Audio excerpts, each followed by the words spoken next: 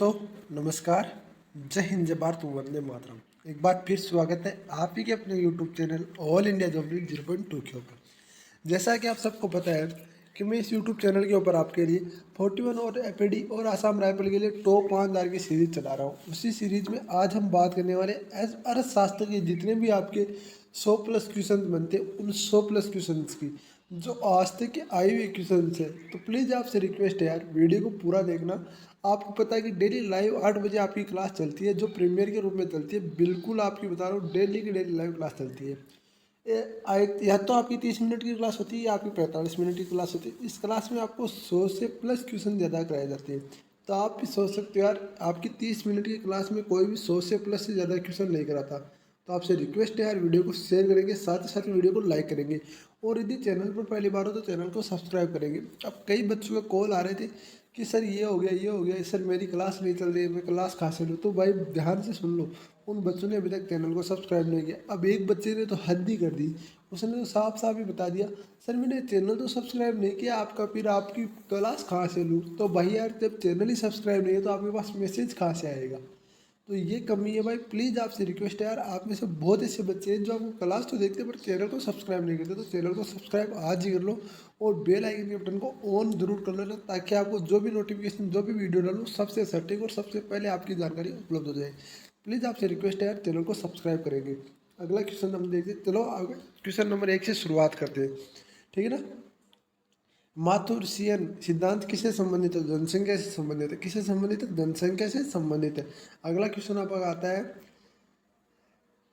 माथुसियन की जनसंख्या सिद्धांत के अनुसार जनसंख्या गुणोत्तर अनुपात में बढ़ती है जबकि खाद्य आपूर्ति समांतर अनुपात में बढ़ती है, ठीक है ना। जनसंख्या गुणोत्तर अनुपात में बढ़ती है जबकि खाद्य आपूर्ति समांतर अनुपात में बढ़ती है। अगला क्वेश्चन आपका देख लेते। अगला क्वेश्चन आता है आपका, डबकन सिद्धांत का निवेश, बचत, आय वितरण तथा उपयोग में से किस पर आर्थिक वृद्धि के प्रभाव को नज़रअंदाज करता है? तो आय वितरण, किस पर? आय वितरण के प्रभाव पर। अगला क्वेश्चन हम देखते हैं, लाभ का नवप्रवर्तक सिद्धांत किसने प्रतिपादित किया था? तो लाभ लाभ का नवप्रवर्तक सिद्धांत आपका सोम्पु पीटर ने प्रतिपादित किया था। किसने किया था? सोम्प पीटर ने आपका प्रतिपादित किया था। किसने किया था? सोम्प पीटर ने। आपको बताना चाहूँगा, इसकी पीडीएफ भी आपको टेलीग्राम पर डेली मिल जाती है, तो टेलीग्राम चैनल को जरूर ज्वाइन कर लेना। अगला क्वेश्चन हम देखते हैं, क्वेश्चन नंबर 5 आपका आता है, लॉरेंज वक्र क्या दर्शाता है? तो लॉरेंज वक्र आपका आय वितरण दर्शाता है। क्या दर्शाता है? आय वितरण दर्शाता है। एक अधिमान वक्र अक्ष और वाई के विभिन्न संततों को मिलाने वाली संतुष्टि स्तर मापते। कौन सा मापता है? तो समान स्तर पर मापते। उदासीनता वक्र के समान स्तर को मापता है। दो वस्तु के प्राप्त संतुष्टि, दो वस्तुओं से प्राप्त संतुष्टि। ध्यान से सुन लेना, यही क्वेश्चन आए हुए आज तक के और यही क्वेश्चन आते हैं। आपको पता हो ना, 41 एपीडी और एसएससी जीडी में ज़्यादातर क्वेश्चन रिपीट होते हैं। तो ये क्वेश्चन रिपीट होने के पूरे पूरे चांसेज है। थोड़ी सी प्रॉब्लम हो सकती है भाई आपको, क्योंकि मेरी थोड़ी सी तबीयत डाउन हो चुकी है। फिर भी आपके लिए क्लास डेली लगाता रहूँगा, क्योंकि मैं नहीं चाहता कि आपके लिए कुछ नुकसान हो, आप किसी जॉब मिलने से बचे। तो आपसे रिक्वेस्ट है, क्लास को पूरी लीजिए। अगला क्वेश्चन आता है आपका, उदासीनता वक्र के समान स्तर को मापता है दो वस्तुओं की प्राप्त संतुष्टि से। अगला क्वेश्चन हम देखते हैं, क्वेश्चन नंबर 8, आपूर्ति के पक्ष में आपूर्ति का पक्ष अर्थशास्त्र का पर अधिक जोर देता है। आपूर्ति का पक्ष अर्थशास्त्र पर अधिक जोर देता है। किसका? निर्माता पर। भिन्नात्मक ब्याज प्रणाली का उद्देश्य निम्न में से किन रियायती कर्ज प्रदान करना है? तो समाज के कमजोर वर्ग को। किसको? समाज के कमजोर वर्ग को। बचत आय राशि का वह भाग जिसे जिसे उपभोक्ता पर खर्च नहीं किया जा सकता। किसे उपभोक्ता पर खर्च नहीं किया जा सकता। क्वेश्चन नंबर आता है आपका कृषि 11। क्वेश्चन नंबर आता है आपका 11, कृषि शास्त्र ने किसको उन्नत किया? तो पौधों और पशुओं को। किसको? पौधों और पशुओं को।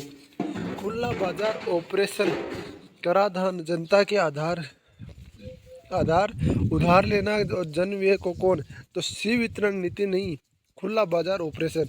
सी वितरण नीति और खुला बाजार ऑपरेशन दोनों इसके होंगे भाई। भारतीय वित्तीय नीति का प्रमुख उद्देश्य कौन कौन सा नहीं है? तो अर्थव्यवस्था की तरलता को बढ़ाना। कौन सा नहीं है? अर्थव्यवस्था की तरलता में बढ़ाना। अगला क्वेश्चन आता है आपका, मौद्रिक नीति का मुख्य उद्देश्य क्या है? तो मौद्रिक नीति का मुख्य उद्देश्य है मूल्य स्थिरता के साथ आर्थिक विकास को प्रोत्साहन करना। कौन सा है? मूल्य स्थिरता के साथ आर्थिक विकास को प्रोत्साहित करना। अगला क्वेश्चन आता है आपका, एकाधिपत्य, पूर्ण स्पर्धा, अल्प अधिकार एवं एकाधिकार प्रतियोगिता में से किस प्रकार का बाजार कीमतों पर नियंत्रण करने के लिए असमर्थ करता है? तो आपको कौन कौन सा करता है? पूर्ण स्पर्धा। कौन सा करता है? पूर्ण स्पर्धा करता है। खुला बाजार की कार्यवाही से क्या तात्पर्य? भारतीय रिजर्व बैंक द्वारा सरकारी प्रतिभूतियों की खरीद और बिक्री। तो खुला बाजार की कार्यवाही से क्या तात्पर्य? भारतीय रिजर्व बैंक द्वारा सरकारी प्रतिभूति खरीद और बिक्री। अगला क्वेश्चन आता है आपका क्वेश्चन नंबर 17। ध्यान से सुन लेना क्वेश्चन नंबर 17 को। कोई संगीतज्ञ जो किसी सुविधा नीति के लिए कार्यक्रम में भाग ले रहा हो और कोई चित्रकार जो अपनी आनंद के लिए कार्य कर रहा हो, तो शौक के तौर पर पुस्तक पढ़ने वाला, अपने पुत्र को पढ़ाने वाले माँ में से एक अर्थशास्त्र में श्रमिक कहलाता है। वह कौन सा संगीतज्ञ है जो किसी सुविधा उत्तर होगा निधि के कार्यक्रम में भाग ले रहा हो? ठीक है ना। कौन सा वक्र बेरोजगारी और मुद्रास्फीति के दर को संबंध प्रतिबंध दर्शाता है? तो आपका फिलिप्स। कौन सा दर्शाता है? फिलिप्स वक्र। कौन सा? फिलिप्स वक्र। अगला आता है आपका डंपिंग पटना शब्द किसके लिए प्रयोग किया गया था? तो डंपिंग पटना शब्द आपके लिए किसी चीज़ की सीमांत लागत से कम कीमत पर किसी विदेशी बाजार में बिक्री। अगला क्वेश्चन आता है आपका, वृहत अर्थशास्त्र का शब्द प्रयोग किसने किया? तो वृहत अर्थशास्त्र का प्रयोग आपका रागनेसर फिगर्स ने किया। किसने किया? रागनेसर फिगर्स ने किया। अगला क्वेश्चन आता है आपका, आर्थिक क्रियाकलापों में अल्पकालीन संकुचन विस्तार को क्या कहते हैं? तो आर्थिक क्रियाकलापों में अल्पकालीन संकुचन को क्या कहते हैं? तो व्यवसाय चक्र कहते हैं। क्या कहते हैं? व्यवसाय चक्र कहते हैं। भारत में छुपी बेरोजगारी मुख्यतः किस क्षेत्र में? तो भारत में सबसे छुपी बेरोजगारी आपकी कृषि के क्षेत्र में सबसे छुपी बेरोजगारी है। भाई ये क्वेश्चन बहुत बार आता है और आगे भी आने के पूरे चांसेज है, तो इस क्वेश्चन को ध्यान से देख लो। अगला क्वेश्चन आता है आपका क्वेश्चन नंबर 23 है। क्वेश्चन नंबर 23 हम देखते हैं, आर्थिक विकास का प्रचालन प्रति व्यक्ति मौद्रिक आय एवं राष्ट्रीय आय, प्रति व्यक्ति ग्रामीण आय तथा जनसंख्या में से कौन सा है? तो प्रति व्यक्ति मौद्रिक आय। कौन सा है? प्रति व्यक्ति मौद्रिक आय। अगला क्वेश्चन हम देखते हैं क्वेश्चन नंबर 24 आपका, आंतरिक व्यापार किससे संबंधित है? तो आंतरिक व्यापार आपका शेयर मार्केट से संबंधित है। कौन से किससे संबंधित है? शेयर मार्केट से संबंधित है। अगला क्वेश्चन आता है आपका, स्टॉक एक्सचेंज इनमें से क्या होता है? तो स्टॉक एक्सचेंज क्या होता है? इनमें से प्रतिभूतियां खरीद और बेची जाती है। प्रतिभूतियां खरीद और बेची जाती है। सामान्यतः संतुलन का विश्लेषण किसने विकसित किया था? तो सामान्यतः संतुलन का विश्लेषण आपका वो वालरस ने विकसित किया था। किसने किया था? वालरस ने विकसित किया था। किसने किया था? वालरस ने विकसित किया था। अगला क्वेश्चन आता है आपका, कौन सा वक्र बेरोजगारी और मुद्रास्फीति के दर में संबंध को प्रतिलोमित दर्शाता है? फिलिप्स वक्र। कौन सा दर्शाता है? फिलिप्स वक्र। कौन सा दर्शाता है? फिलिप्स वक्र। अगला क्वेश्चन आता है आपका, किसी राज्य में हिमायत बेरोजगार युवकों के लिए एक प्रशिक्षण एवं नियोजन कार्यक्रम है। तो जम्मू कश्मीर के युवाओं के लिए आपके एक नियोजित और आपका प्रशिक्षण कार्यक्रम है। अगला क्वेश्चन हम देखते हैं क्वेश्चन नंबर 29, निजी संपत्ति का अधिकार, प्रतियोगिता होना, समाज सेवा प्रयोजन, उपभोक्ता का चुनाव, स्वतंत्रता में से कौन सा पूंजीवादी अर्थव्यवस्था की विशेषता नहीं है? तो बताओ कौन सा नहीं है? तो उत्तर होगा आपका प्रयोजन। क्या नहीं है? प्रयोजन। बाजार अर्थव्यवस्था का वह होती है जो सरकारी नियंत्रण से मुक्त हो, जो सरकारी नियंत्रण से मुक्त हो। अगला क्वेश्चन आता है आपका क्वेश्चन नंबर 31, जब बढ़ती हुई आय के साथ किसी वस्तु की मांग बढ़ती है तो ऐसी वस्तु क्या कहते हैं? तो आपका उत्कृष्ट माल कहते हैं। क्या कहते हैं? उत्कृष्ट माल कहते हैं। अगला क्वेश्चन आप कहते हैं, भारत में हरित क्रांति का जनक किसे कहा गया? तो भारत में हरित क्रांति का जनक एम एस स्वामीनाथन को कहा गया। किसे कहा गया? एम एस स्वामीनाथन को कहा गया। हरित क्रांति का सर्वाधिक प्रभाव किस में देखने को दिया गया? तो हरित क्रांति का सर्वाधिक प्रभाव आपको गेहूं में देखने को दिया गया है। किसमें? गेहूं में। पूर्ण प्रतियोगिता, एकाधिकारी प्रतियोगिता में से किसी स्थिति में विक्रय लागत वहन करना जरूरी होता है। बताओ कौन सा होता है? तो बताओ, आपको बता दो, इसका उत्तर आपका आ रहा है एकाधिकारी प्रतियोगिता। कौन सा होता है? एकाधिकारी प्रतियोगिता। रुपये 1 का प्रीमियम पर भारतीय रेल विभाग यात्रियों को कितनी राशि बीमा कवर देता है? तो बताओ कितनी राशि का बीमा कवर देता है? तो आपको पता होना चाहिए कितनी राशि देता है। तो 10 लाख रुपए। कितने देते हैं? 10 लाख रुपए। अगला क्वेश्चन हम देखते हैं, आप एसी कर ऐसी कर प्रणाली के क्या कहेंगे जो निर्धन वर्ग पर धनी वर्ग की अपेक्षा अधिक कर लगाया जाता, तो आप क्या कहेंगे? पश्चिगामी कर। क्या कहेंगे? पश्चिगामी कर कहेंगे। श्रेष्ठ प्रतिभूतियाँ क्या है? तो श्रेष्ठ प्रतिभूतियाँ है सरकार द्वारा जारी प्रतिभूतियाँ। क्या है? सरकार द्वारा जारी प्रतिभूतियाँ। टैक्स के आधार में वृद्धि के अनुरूप कर की दर बढ़ाने को क्या कहा जाता है? तो आपको प्रतिशील कर कहते हैं। क्या कहते हैं? प्रतिशील कर कहते हैं। आगामी देख प्रतिगामी कर, परागामी कर एवं समान दर कर कौन सी कर प्रणाली भारत में आर्थिक विषमता को कम करने में सहायक होता है? तो बताओ कौन सा होता है? तो परगामी कर कहलाता है। कौन सा? परगामी कर कहलाता है। गृह मंत्रालय द्वारा संचित FCRA विस्तृत रूप है। तो क्या है आपका FCRA का? Federal contribution regulation act. कौन सा होता है? Federal contribution regulation act. द्विपक्षीय एकाधिकार स्थिति क्या है? तो द्विपक्षीय एकाधिकार है जब एक वस्तु के सिर्फ एक ग्राहक और एक विक्रेता हो। क्या होता है? द्विपक्षीय एकाधिकार की स्थिति क्या है? जब एक वस्तु के सिर्फ एक ग्राहक और एक विक्रेता होते हैं। अगला क्वेश्चन हम देखते हैं, question number 42। Wall street share के मूल्य एकाधिक गिर जाने पर क्या प्रभाव पड़ता है? तो महामंदी आती है। क्या प्रभाव पड़ता है? महामंदी आती है। उद्योग कर्मियों के लिए उपभोक्ता मूल्य सूचकांक संख्या कौन सा प्रतिपादित करता है? तो आपका श्रम ब्यूरो। कौन करता है? श्रम ब्यूरो। भारत में कर्मचारी हेतु महंगाई भत्ता तय करने के लिए आधार है, तो उपभोक्ता मूल्य सूचकांक। कौन सा है? उपभोक्ता मूल्य सूचकांक। अगला क्वेश्चन हम देखते हैं, क्वेश्चन नंबर 45। उससे पहले 44 नंबर को एक बार फिर देख लो भाई, बहुत बेस्ट क्वेश्चन है और ये बार बार आता है आपका। भारत में कर्मचारी हेतु महंगाई भत्ता तय करने का आधार है, तो उपभोक्ता मूल्य सूचकांक। अगला क्वेश्चन आता है आपका, प्रत्यक्ष कर का मुख्य रूप से प्रभाव किस पर पड़ता है? तो प्रत्यक्ष कर का मुख्य रूप से प्रभाव पड़ता है आयकर पर। किस पर पड़ता है? आयकर पर पड़ता है, आयकर पर। अगला क्वेश्चन आता है आपका, किस प्रकार का विदेशी प्रत्यक्ष निवेश असुरक्षित माना जाता है? तो बताओ किस प्रकार का विदेशी निवेश असुरक्षित माना जाता है? तो पोर्टफोलियो निवेश आपका असुरक्षित माना जाता है। अगला क्वेश्चन आप देखते हैं, भारत में राजकोषीय नीति कौन तय करता है? तो भारत में राजकोषीय नीति आपका वित्त मंत्रालय तय करता है। कौन तय करता है? वित्त मंत्रालय तय करता है। भारत में राजकोषीय नीति आपका वित्त मंत्रालय तय करता है। Security act exchange board of India क्या है? तो सिक्योरिटी एक्ट एक्सचेंज बोर्ड क्या है? Regulatory body. क्या है? रेगुलेटरी बॉडी है। अगला क्वेश्चन हम देखते हैं, द्वितीय हरित क्रांति का उद्देश्य किस कृषि उत्पादन में वृद्धि से संबंधित है? तो अंतर्वर्षीय वृद्धि से। किसे? अंतर्वर्षीय वृद्धि से। अगला क्वेश्चन हम देखते हैं, संयुक्त क्षेत्र की संकल्पना में किसके बीच बीच सहयोग आवश्यक होता है? तो सार्वजनिक क्षेत्र और निजी क्षेत्र के उद्योगों के बीच। सार्वजनिक क्षेत्र और निजी क्षेत्र के उद्योगों के बीच। भारत में कौन सी बीमा कारोबार नियंत्रित करता है? तो IRDA। कौन कारोबार नियंत्रित करता है? IRDA। अगला क्वेश्चन हम देखते हैं, 2016 और 2017 के बजट के अनुसार भारत सरकार के लिए पूंजी सबसे बड़ा साधन क्या था? तो ऋण एवं अन्य दायित्व है। कौन था? ऋण और अन्य दायित्व। यदि चालू खाता पर सरकारी खर्च सरकारी राजस्व से अधिक हो तो क्या स्थिति होगी? गाठा बजट। क्या होगा? गाठा बजट होगा। ठीक है ना। अगला क्वेश्चन हम देखते हैं, मूल्यह्रास किसके लिए हानि होती है? तो मशीनरी के लिए मूल्यह्रास हानि होती है। किसके लिए हानि होती है? मशीनरी के लिए हानि होती है।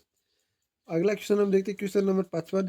किसी वस्तु की मांग एक प्रत्यक्ष मांग है किंतु उत्पादन घटक की मांग को क्या कहलाता है? तो आपको कहलाता है व्युत उत्पन्न मांग। क्या कहलाता है? व्युत उत्पन्न मांग कहलाता है। नियत विदेश मुद्रा का दर को कौन सा बदल सकता है? तो भारतीय रिजर्व बैंक होना वो आपको नियत विदेशी मुद्रा की दर को बदल सकता है। अगला क्वेश्चन हम देखते हैं, आबकारी कर, बिक्री कर एवं बागवानी कर एवं बिक्री कर, सीमा शुल्क एवं आयकर, सीमा शुल्क, मनोरंजन कर, आयकर में से करों को कौन सा समूचे केंद्रीय सरकार से संबंधित है?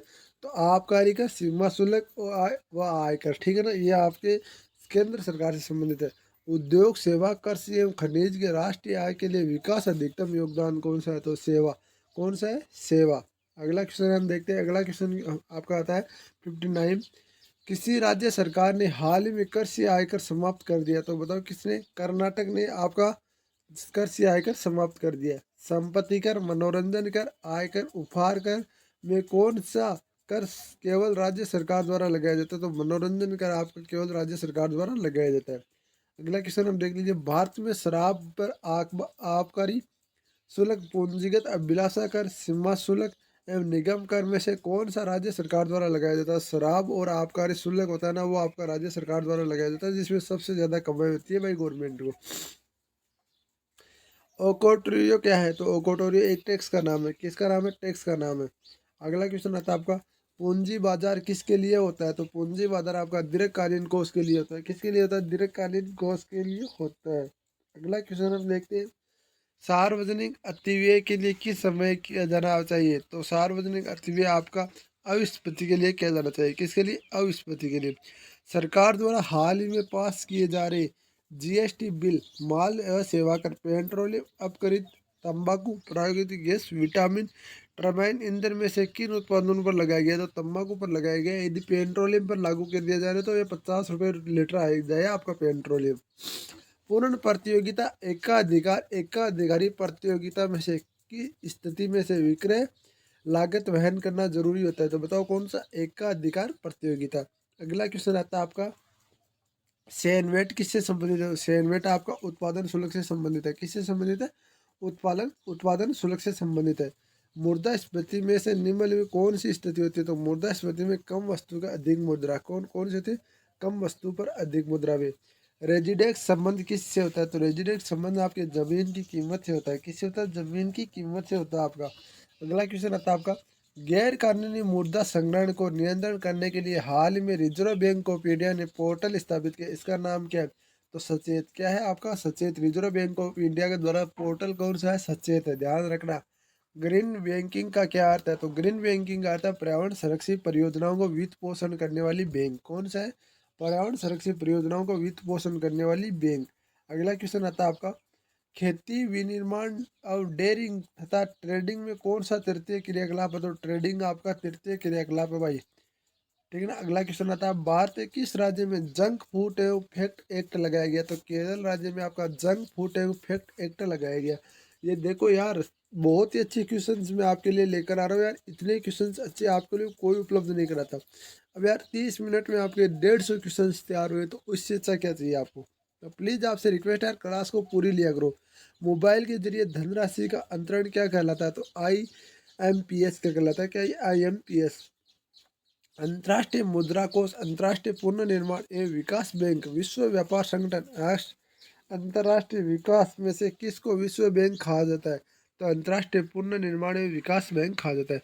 इंटरनेशनल बैंक फॉर ट्रांजिशन एवं development, international monitoring fund, UNICEF एवं IFC में से कौन सा संस्था वर्ल्ड बैंक के नाम से जाना जाता है? तो इंटरनेशनल बैंक फॉर आपका रिटर्न एंड डेवलपमेंट। कौन सा जाना जाता है?